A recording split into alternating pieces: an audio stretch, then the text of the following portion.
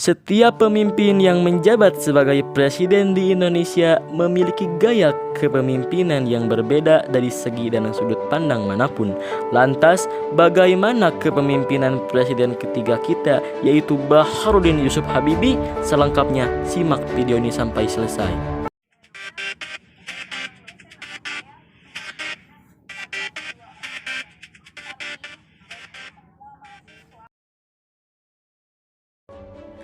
Baharudin Yusuf Habibie atau yang kerap dikenal dengan B.J. Habibie merupakan seorang yang sangat berjasa dan memiliki kontribusi besar bagi Indonesia.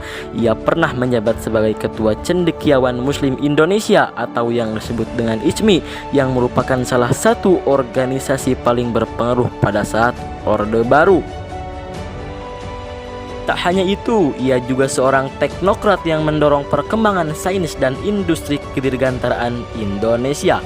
Kontribusinya pada kemajuan sains di Indonesia semakin besar dengan perannya sebagai Menteri Riset dan Teknologi selama 20 tahun, yakni pada tahun 1978 sampai dengan 1997. Tak hanya dalam bidang sains dan teknologi, Habibie juga pernah mendampingi Presiden Soeharto sebagai wakil presiden. Karena gejolak politik dan desakan masyarakat untuk menggulingkan Soeharto pada saat Orde Baru tersebut, akhirnya B.J. Habibie menggantikan posisi Soeharto sebagai presiden dan resmi dilantik menjadi Presiden ketiga Republik Indonesia pada tahun 1998. Walaupun masa kepemimpinannya hanya berlangsung selama kurang lebih 1 tahun, yakni hingga 1999, masa kepresidenan B.J. Habibie tetaplah bukan hal yang mudah. Masa transisi dari kepemimpinan Soeharto yang telah berlangsung selama 32 tahun kerap menimbulkan berbagai tekanan terhadap dirinya. Ia sulit menemukan sumber daya material dan manusia pada masa pemerintahannya. Belum lagi, ia memimpin pada saat kondisi Indonesia sedang mengalami krisis moneter dan ketidakstabilan politik sehingga sangat rentan akan perpecahan. Meskipun begitu, masa kepemimpinannya yang sebentar dinilai sangat baik dan memberikan dampak yang signifikan. Melalui pemikiran intelektualnya yang banyak ia dapat di Jerman dulu, ia berhasil membawa berbagai gagasan atau perubahan baru bagi Indonesia. Ia memerintah lebih berdasarkan atas naluri atau disebut gut feeling ketimbang kalkulasi politik. Keberhasilannya tersebut juga didukung dengan gaya kepemimpinannya yang cemerlang. Beliau disebut pemimpin transformatif yang berorientasi pada perubahan. Pada saat menjadi presiden, Habibie sangat aware terhadap hal-hal yang sedang terjadi di masyarakat. Ia paham betul bahwa masyarakat menginginkan adanya reformasi, perubahan total sendi-sendi negara yang mengarah pada perbaikan.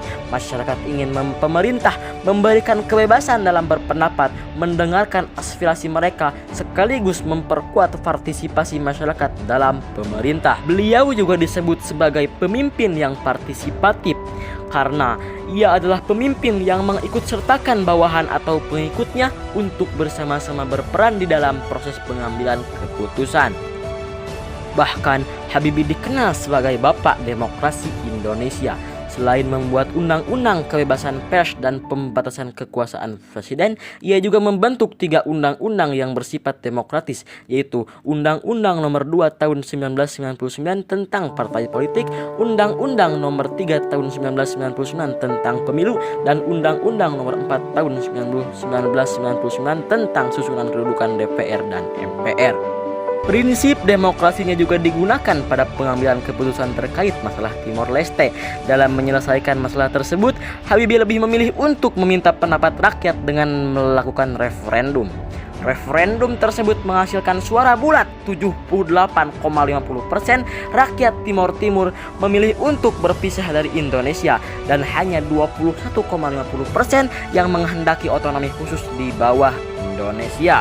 Sikap demokratis yang mementingkan suara rakyat juga turut membuatnya dipandang sebagai sosok yang istimewa dan dekat dengan masyarakat. Hal tersebut juga diimbangi dengan ketegasannya dalam memimpin dan mengambil keputusan. Beliau juga dikenal sebagai pemimpin yang karismatik, yaitu pemimpin yang mengandalkan karisma yang dimiliki oleh seseorang. Pemimpin ini memiliki kemampuan untuk menggunakan keistimewaan atau kelebihannya dalam mempengaruhi pikiran, perasaan, dan tingkah laku orang lain sehingga dianggap istimewa. Kecerdasan dan sisi cendekiawan Habibie membuat masyarakat kagum akan dirinya. Beliau merupakan teknokrat yang memiliki banyak gagasan inovatif yang berguna untuk perbaikan bangsa. Beliau juga merupakan role model yang baik bagi masyarakat karena pada masa kepemimpinannya ia tidak serakah dan tidak hanya mementingkan sisi politik semata, tetapi lebih kepada kepentingan bersama yang bermanfaat bagi rakyat.